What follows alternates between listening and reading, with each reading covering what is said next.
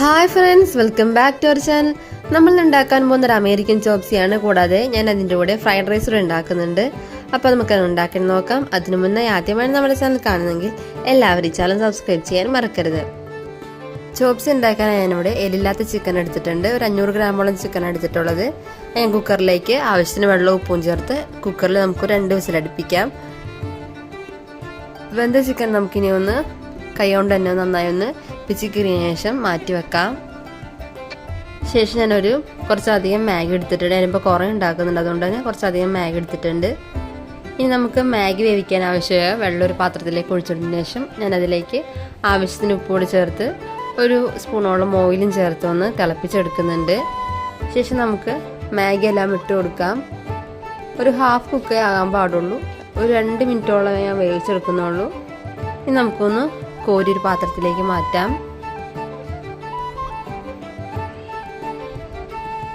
ശേഷം വേവിച്ച് വെച്ചിരിക്കുന്ന നമ്മുടെ മാഗി ഞാനിവിടെ റണ്ണിങ് വാട്ടറിൽ കഴുകിയെടുത്ത് മാറ്റി വെക്കുന്നുണ്ട്.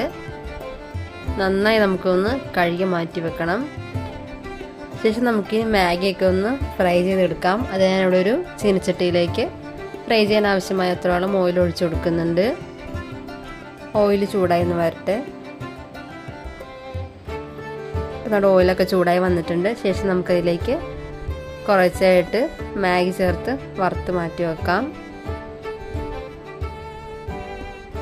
നല്ല ക്രിസ്പി ആയിട്ട് വേണം നമുക്കൊന്ന് ഫ്രൈ ചെയ്ത് മാറ്റി വെക്കാൻ. നമുക്കൊന്ന് മറിച്ചിടാം.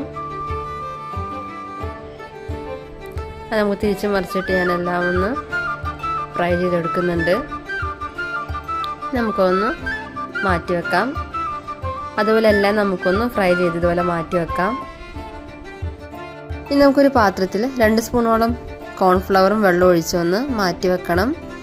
കൂടാതെ വേറൊരു പാത്രത്തിൽ നമുക്ക് ഒരു 3-4 സ്പൂണോളം ടൊമാറ്റോ സോസ് എടുക്കാം. ഞാനിത് വീട്ടിലുണ്ടാക്കിയ ടൊമാറ്റോ സോസ് തന്നെയാണ്. ഇപ്പോൾ ഒരു 4 സ്പൂണോളം എടുക്കുന്നുണ്ട്. കൂടാതെ അതിലേക്ക് കുറച്ചധികം കെച്ചപ്പ് കൂടി ചേർത്ത് കൊടുക്കുന്നുണ്ട്.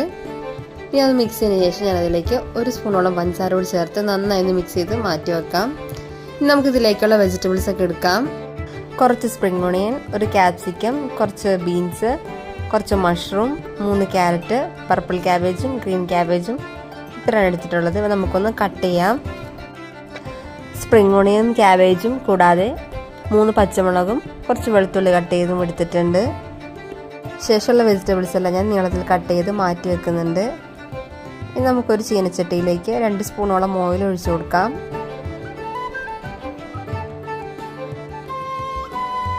ഓയിൽ നന്നായി ചൂടായി വരുമ്പോഴേക്കും ഞാൻ അതിലേക്ക് വെളുത്തുള്ളി ചേർത്ത്